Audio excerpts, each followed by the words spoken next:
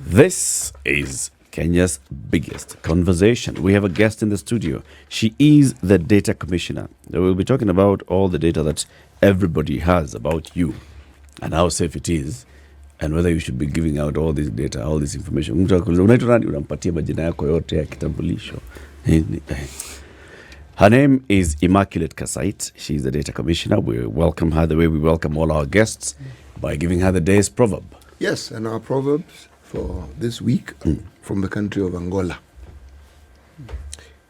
One who throws a stone forgets.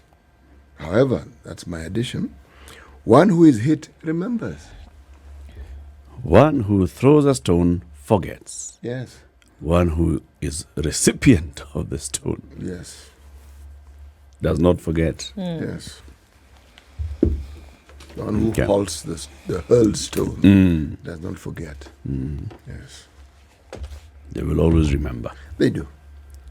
Madam Immaculate Kassait, good morning. Good morning. Good morning. Welcome to Kenya's biggest conversation. Thank you. I'm happy you have to have me here today. That is the hot seat of the situation. Oh. I hope it's not as hot. No. We'll make it comfortable for you. I mean, it's man. Just listen to that proverb. Mm-hmm. We are not throwing stones at you, but even if we do, you'll remember. Yeah. What's your translation or interpretation of that proverb? I think it resonates well. In fact, in the context of data protection, that perhaps people who have stolen information don't think it's important, but you once, if that information is misused, it's you, the person who is hit, is the one who feels the effect. Yes. Tell us about the Office of the Data Commissioner. So you were the first person in the Republic of Kenya ever in history to go with the title Data Commissioner. What's that? Yes, it is. It's an honor, humbling experience, and privileged to be serving Kenyans in a different capacity. And it's been a very humbling experience, I have to say. We started off, I laugh when I tell people I used to drive myself the first few days when in office before the chips fell into place. Because you are the only person in that office. Yes, literally I was the only person in the office. And hop around looking for offices with the NPS and who are hosted by Communication Authority because and we are very gracious hosts. We miss their hospitality because the office had to operate and really starting from that point of I had to go back to my skills of project management, sitting in my living room trying to come up with what 100 days in the office would look like.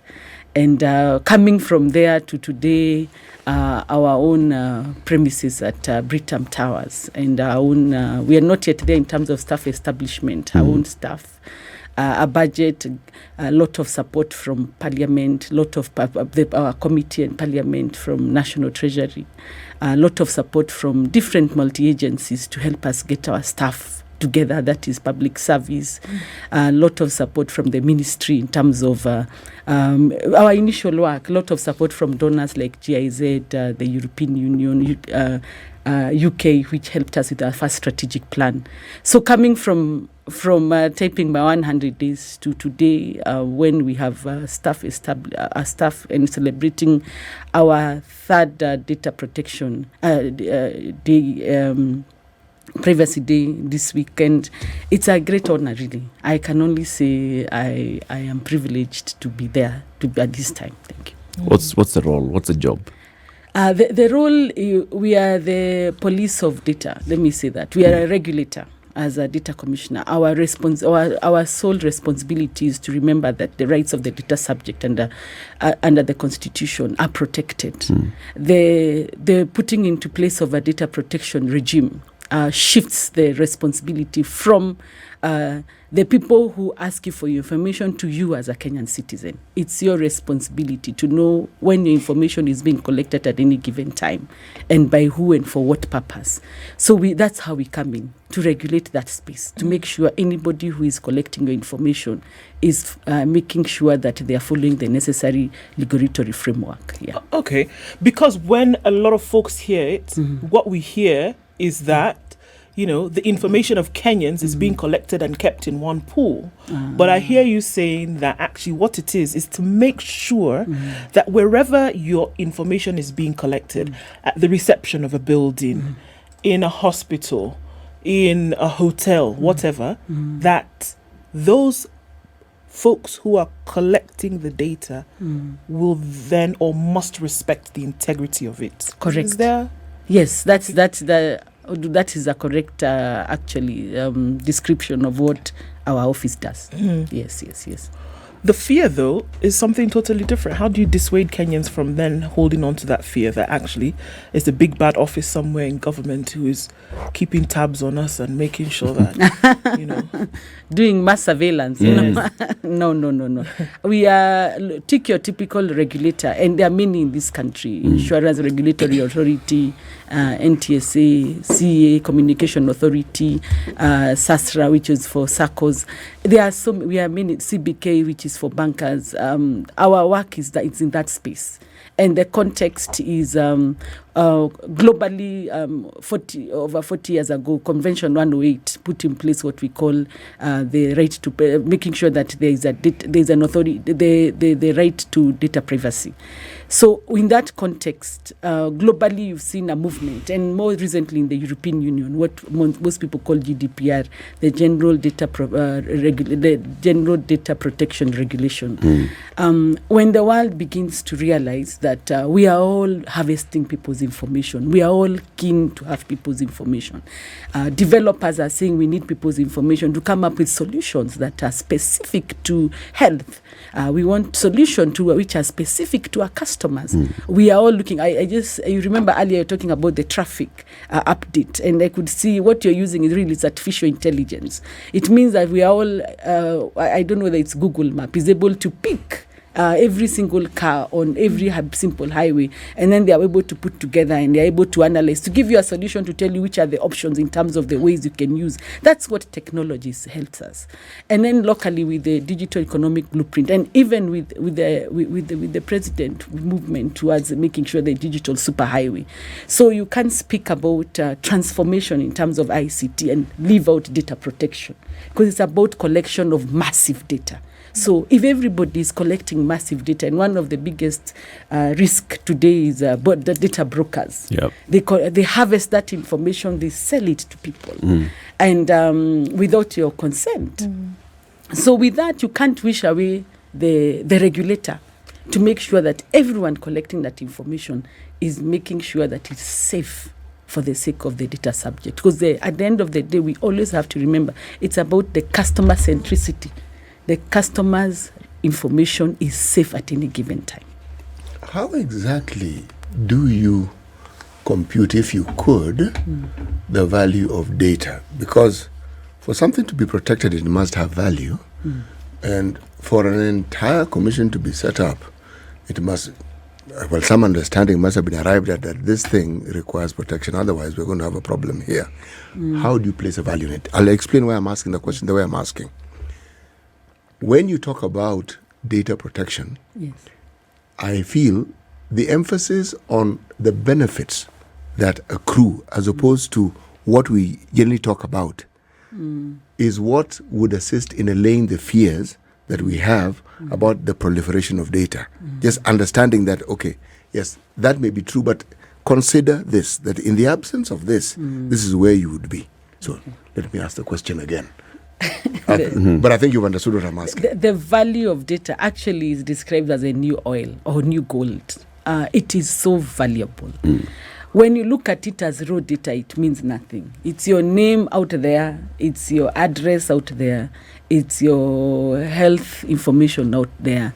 It doesn't mean anything to anyone. But for somebody who is looking to define who their customer base is, or for a policy decision, even in the time of COVID, to know what is the what is the likelihood of us hitting certain numbers, and what kind of intervention can we make at government. When you take that raw data, you analyze it, it then gives you very valuable information that then helps us make decisions. And that is what drives economies today. It's what drives social media today. It's what drives businesses today. It's what drives research today. It's what drives any decision in the world is driven by data. You know, what makes it alarming, though, is not the data in and of itself, but it is what we call this new age of communication and the tools we have in it. Because just the fundamental process of human interaction is a process of data collection. Yes.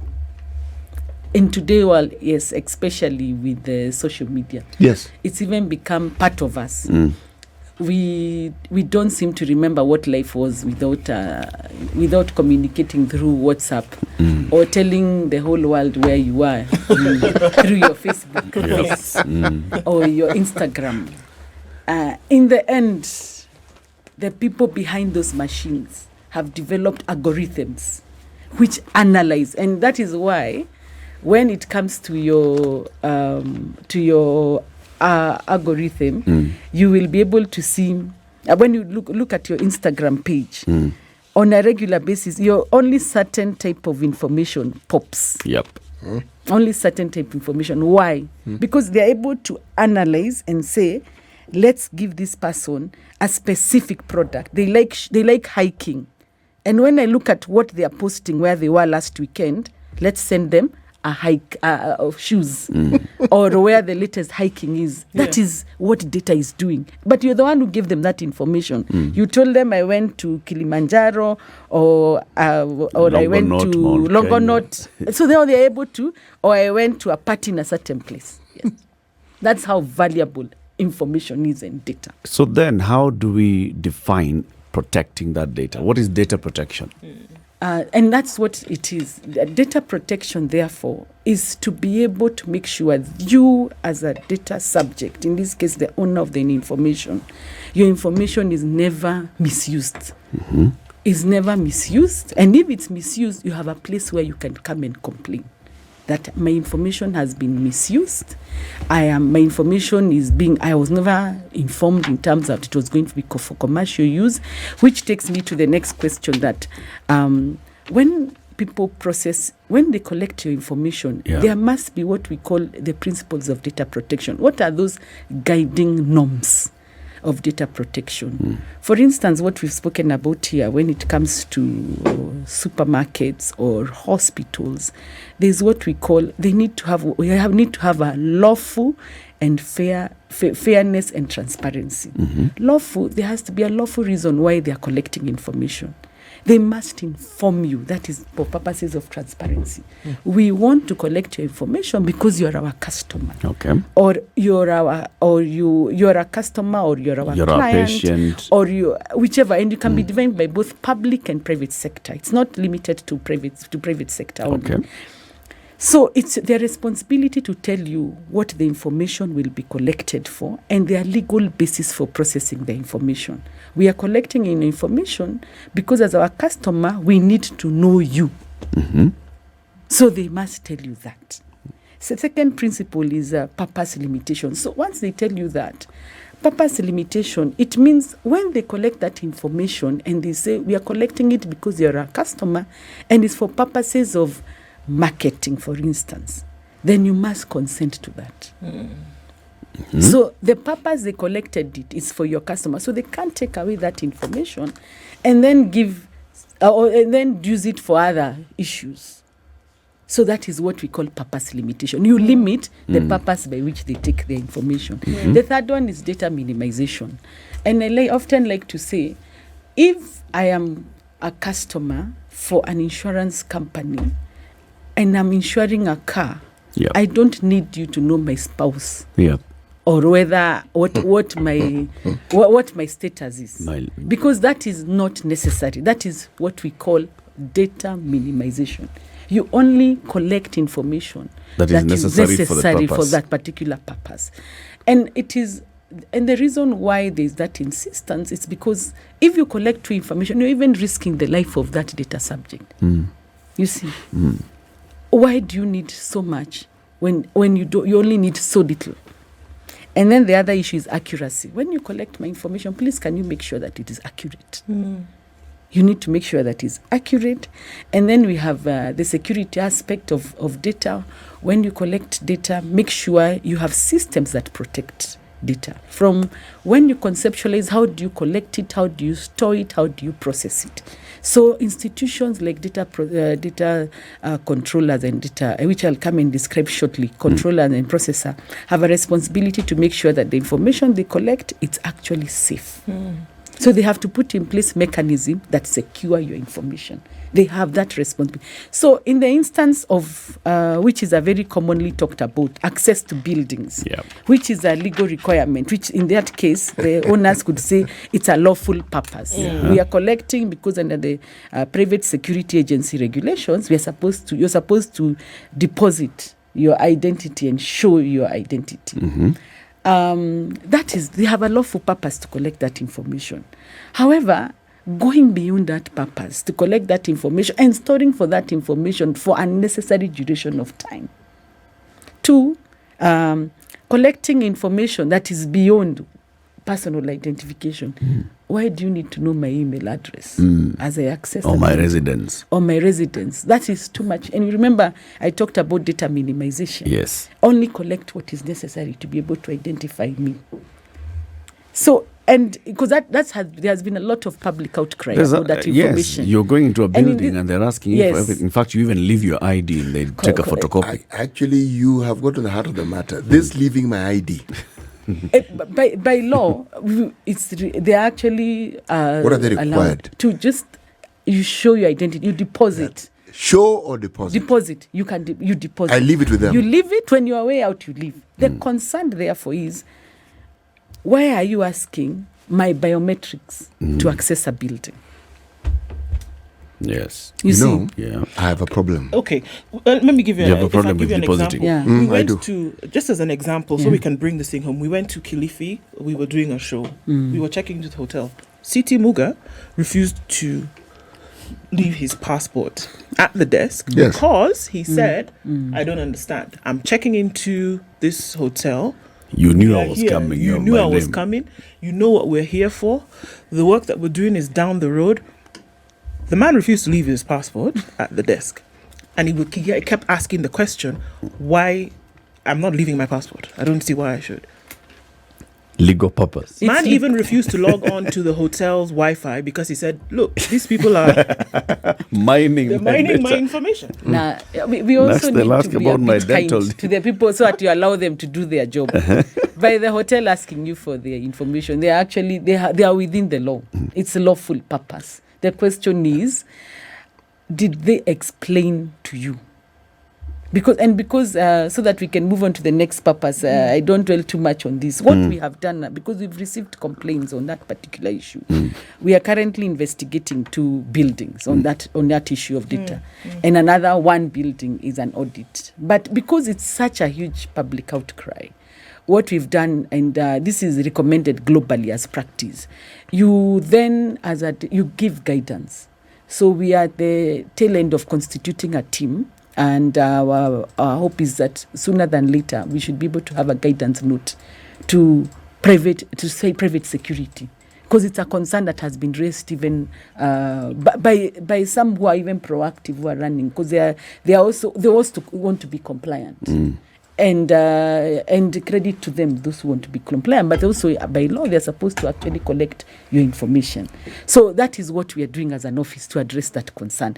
But don't be too hard, because also if anything were to happen to you when you're in a building, they needed to know who exactly accessed this building. So it's the balance.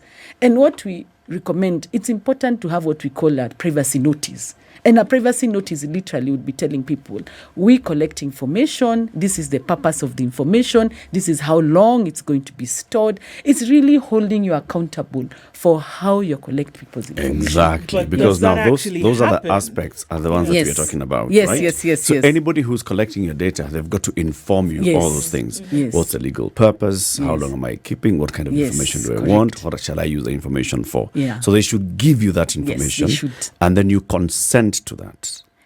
By the way, consent is not necessary, by the Okay. way. Information is. Okay. Consent is just one of the many legal bases. We have 9 of them. Yeah, it's not absolute. It's because that's also that I think I've seen in the Kenyan public say, but you've not asked for my consent. Not necessarily. Because there are other issues. There could be a legal obligation. Like in this case we are speaking is about legal It's a legal obligation. obligation. Um, Your consent is not The- required. no, it's The law not. is- But the information is required. But for marketing, commercial marketing, my consent is required, you see. So it's also important to let Kenyans, because I've seen that. Where wasn't my consent sought? But then doesn't it just link to one of these other provisions? Yeah. Doesn't it link to the provisions that you spoke about earlier? That should something happen in the future Yeah. with this information that you have now presented to this entity, whomever it is, Yeah. you do not actually know what they are going to do with it. Should an incident arise where they have used your information for a certain purpose which you did not consent to, how then do you what are the mitigation Measures. for that? One, even if you did not consent, they must have told you what is the purpose. You remember when I talked about the principle of purpose limitation? Yes. We are collecting your information for issuing you with the insurance. We are collecting your information because you're our patient. We collect your information as our patient. We'll keep it for this duration of time. And then that is it. Should that go beyond? Because also, should that go beyond that? What are the remedies? One of the remedies is complaint to the Office of the Data Commissioner. And our complaint is they automated your complaint online. And then we investigate. 2, if there is a breach, which is what you're talking about, if that information leaked, this entity, are supposed to report to us within 72 hours of the data breach. And it's for obvious reason. Report to us and also inform their customers that there was actually, our information was accessed. And therefore you need to know that these are the likelihood. Why is that important? Remember, we always have to flash back why this law came into place. Is to make sure that the rights of the data subject are protected and your right to privacy. Because imagine, and the example we want to give, imagine if information about your health status ended up in the wrong hands. We've seen they could lead to suicide, internet trolling, discrimination. And who wants their personal issues known outside? Who wants that? It's really an intrusion to your privacy. So that is why it's important to let your customer know if that happens.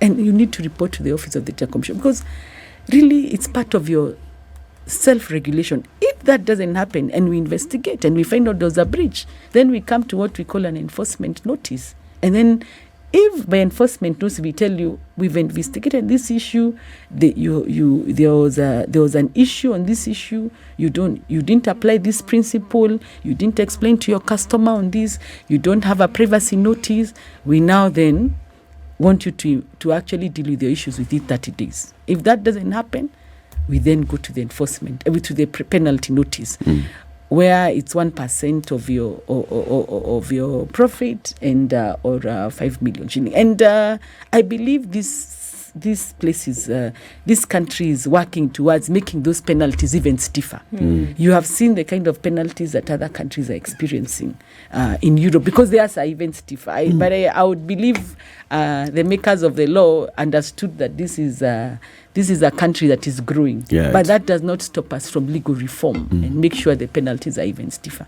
And as an office, we've shown we have the capacity to actually issue penalty notices, and also enforcement notices. Let's take a break on that note. It's 28 minutes to 8. Our guest this morning is Immaculate Kassait. She is the Data Commissioner. Madam DC, we are talking about data protection. We'll be celebrating Data Protection Day. Yes. Data Privacy Day. Yeah. When is it? It's on 28th of January, but we will be commemorating it ourselves this Friday. Right.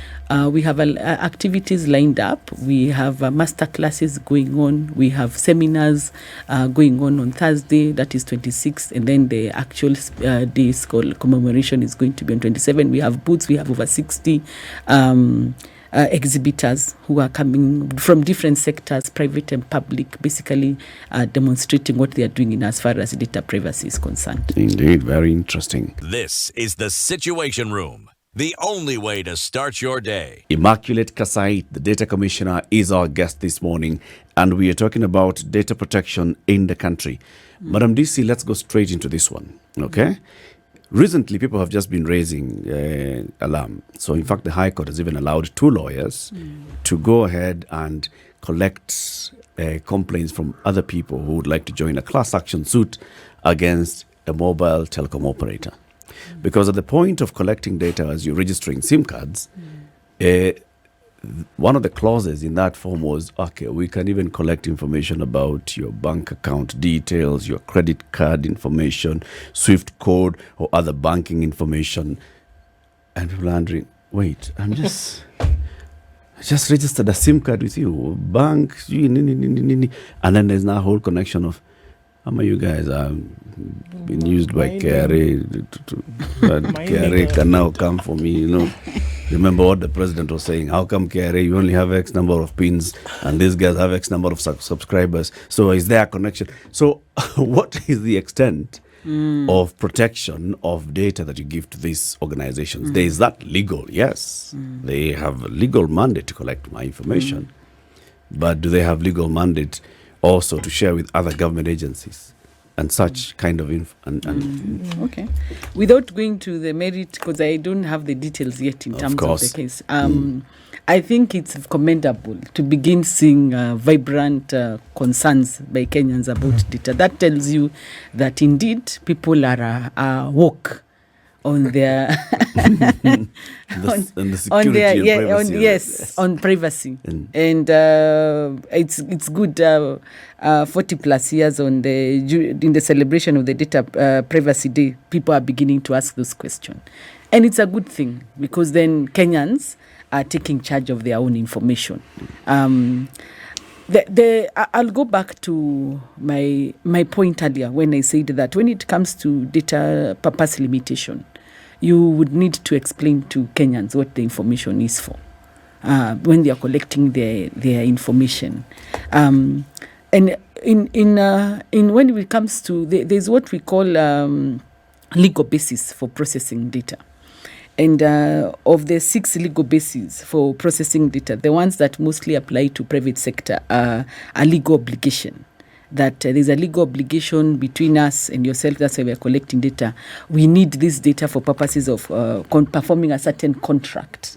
That is why in a supermarket, for instance, the supermarket will need to use your credit card or your debit card or whatever digital wallet to process payment. Yep. So they need to do that. And then there is one which is very flexible in private sector, relies on, it's called legitimate interest.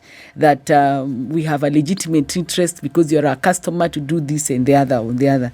And then, of course, there's consent, which I said here earlier is the most weakest in terms of reliance on. There's vital interest. Vital interest is when you're saving life, performance of a legal basis. And now, going back to the performance, those 3, the major 3 are for private sector.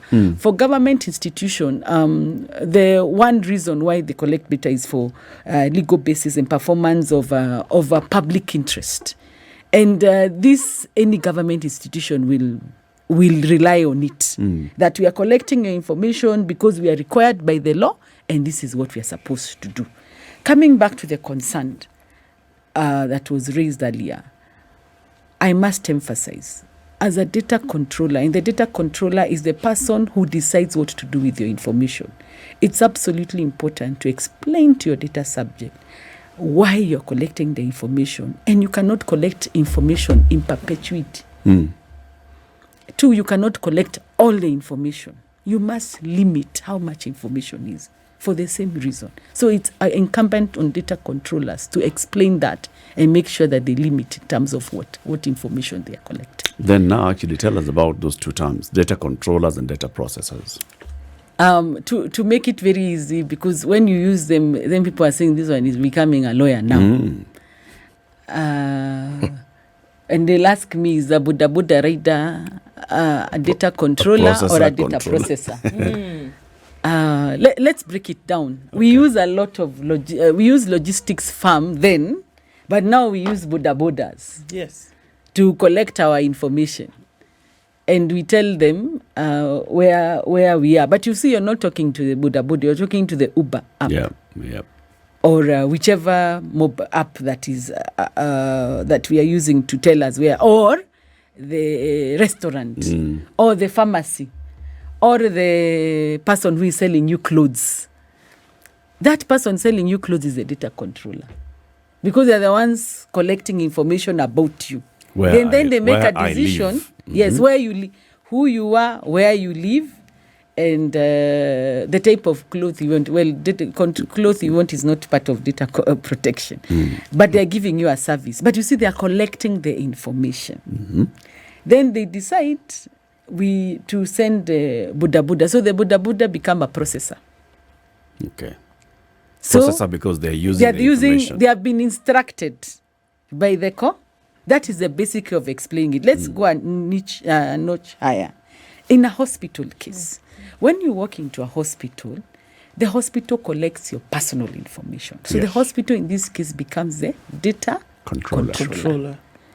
But you see, the hospital could outsource some of the services to a third party. The third party, whether it would be in human resource or a certain app which they are using, then that person providing that service becomes the processor, because they take instructions from the hospital to do certain things with that information. Okay. That is a clear distinction. One is the one who collects, the other one takes instructions from the one who collects on what to do with the information. Are they both responsible then for how they handle this data? Yes, they are. They both are they are equally responsible in terms of how they handle the data. They are both governed by the Data Protection Act. And in fact, when it comes to the registration process, we insist you need to register as both data controller and processor if you're doing both. Okay. And if you're doing one, register as one. All right. Yeah. So can we look into that space where a lot of people then battle with, in the event that something should happen as a result of your data being in a particular place? We've heard, and I'm sure you have as well, of those who have somebody calls you on your phone. They have your information. They have your number. What they're trying to do is trying to get money off of your phone, for example. These scammers, spamming, whatever. How they have gotten your information, up to them. If they are able to then complete this transaction, whereby they actually then get the money. The only way they were able to do this is because they have some of your information from whomever.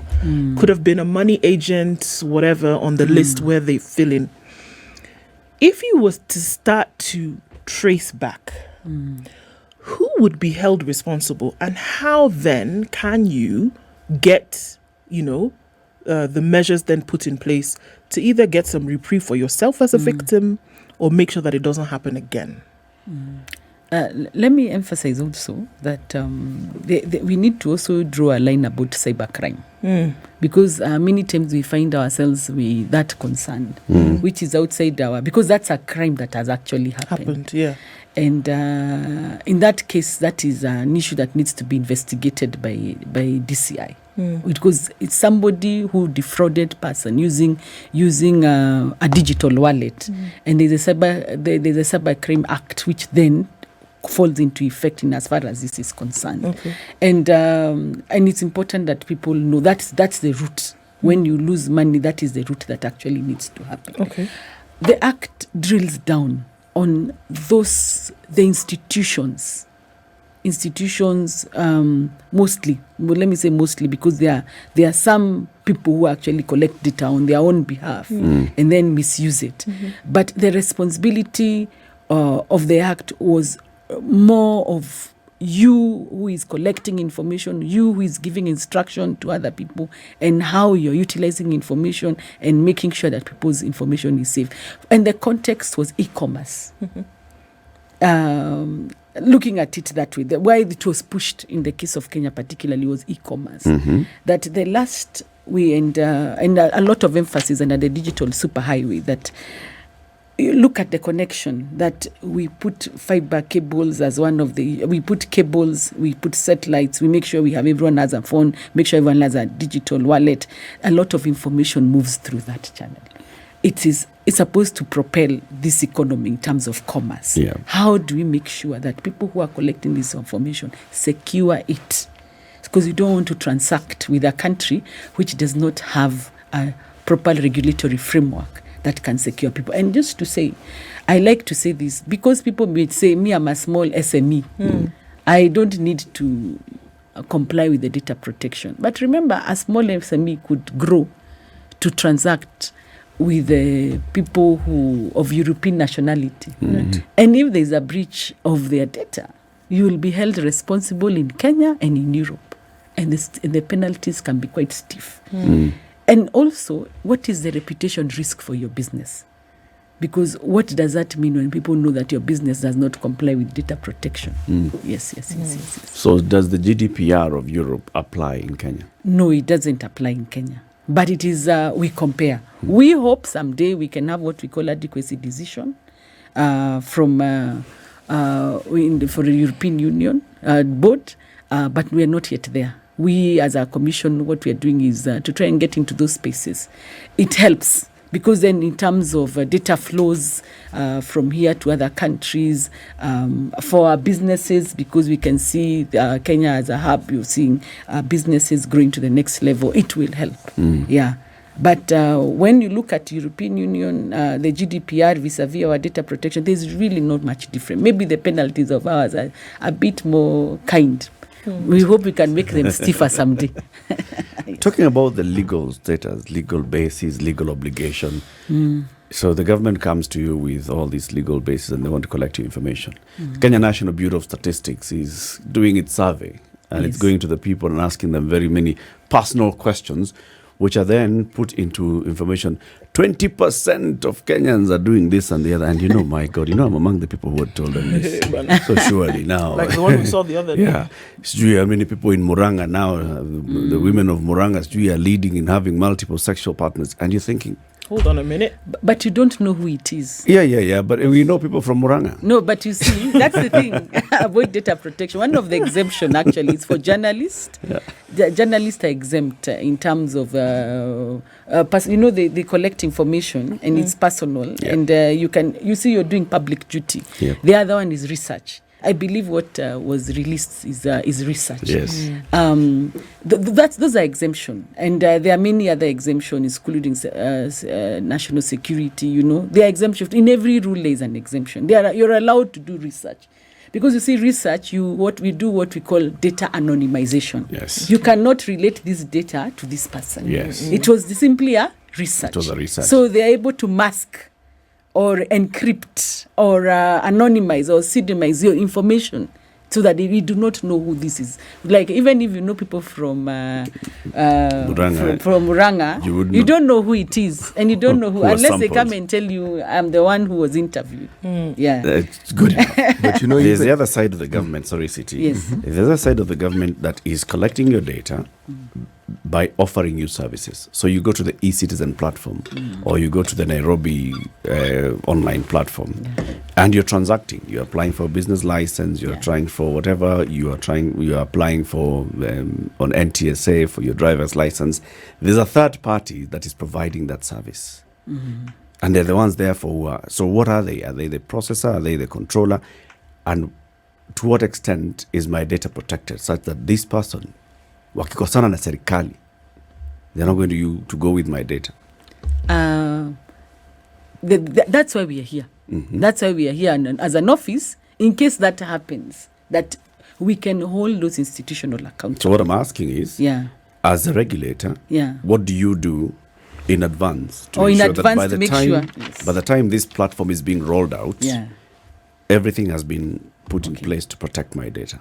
Several things. One, we issue advisories. We issue advisory, and the one I like to make reference to is actually the expressway. There was hue and cry when it started in terms of the kind of information that was given. Yes. And you've seen there has been a shift in terms of data minimization, and that's an advisory in terms of how much information. And government offices seek information in terms of advisories. We've issued a couple of advisories on particular issues. So that is one. Two, government or private institution, as long as you're collecting personal information, it's high risk. And high risk could be like what you're describing. There'll be shared databases. It will be shared with a third party. We are collecting biometrics. You're required to do what we call a data protection impact assessment as a government or private agency. You're collecting sensitive information about children. That is a requirement. You're supposed to file with the data commissioner 60 days before commencement of the project. And just to say, the High Court actually even said, I have to go back and get the exact ruling, that even when you did not do the data protection impact assessment earlier, then when you start, you must do it. It's a requirement. The data protection impact assessment is like an audit. It helps you prepare. It's a risk assessment. That I want to collect data in a specific group, and this is to help my company. What are the likely risks? What are we collecting the information for? And you see, when you ask yourself, what are we collecting the information for? Then you begin to say data minimization. If not data minimization, or what are the obligations for the data? How will we secure it? How will we make sure that we don't collect it in perpetuity? So the data protection impact assessment is a requirement. That is the other one. The third one, of course, is an audit. An audit as an office and inspection. Just like other regulators do inspection, we are empowered as an office to do inspection. And moving forward, you will see our office doing more of that. Doing inspections, doing audit in specific agencies. And this is self-driven. It doesn't have to be something that somebody has complained. And thirdly, in case there is a complaint, then we can embark on an investigation. So far, we have one government agency which we have received a complaint for, and that is one of the things we are looking into. City. You know, this whole subject is complex. Is it? Well, it's complex in this sense. You see, we interact with the data on a daily basis. And then you have now an act. You have an entire department of government that does nothing else other than deal with this. That's what they're doing. What's going through my mind is the things we're discussing are very easy to understand when it's explained, but how do we proliferate this information so that it is understood? Not today, because we are having this chat here, but so that it's something, the information about it is something that people interact with in the same way they interact with data. Because ignorance plays a very, very big role, or the lack of adequate knowledge plays an extremely big role in some of the problems that arise with this subject of data protection. I think that's a concern even for us. I was just going through. We are in the process of completing a baseline survey with funded by the European Union and GIZ in terms of where we are. But at a preliminary basis, one of the issues that is emerging is awareness. And that is what touch. And awareness is really about behavioral change. And what you are asking is really about behavioral change. People must shift because it takes two to tangle. And we as a data subject must begin asking questions why my information is being collected and for what reason. And then on the other side, the responsibility of a data controller to make sure that information is safe and they explain to me why it's being collected in the first place. So awareness creation. I keep saying we as an institution have tried, and I believe there's much more to do in terms of that space of awareness creation. And even as we do in a small little way to embark on a campaign to create awareness about this week globally on Data Privacy Day, we need to see more players. And I know there are efforts by different players to get people to create awareness, but that is the only way. So that we have a mind shift completely, that we now become responsible for the information that we collect. Yes. I think it's really, really important. So you're telling us as we gear towards celebrating the Data Privacy Day, you have a number of activities that are taking place. Yes. Can we all participate, or is it only By restricted to invitation those those people who understand English and understand the data? No, we can participate. I think we have we have posted on our social media page or the different, because I don't have the links here, but on Thursday in particular, because we are going to have 60 exhibitors at KICC who then are showing different, and they are private and public sector, what they are doing as far as data protection is concerned. So we come up to KICC yes, Thursday. Thursday. Full day. Full day. Okay. Thursday, full day. And we are there Thursday and Friday also. Okay. But Thursday, the reason I emphasize Thursday, because we have panel discussions discussing from government in terms of what the different ways in terms of data protection and what they are doing. So we have different panels at KICC. Asante.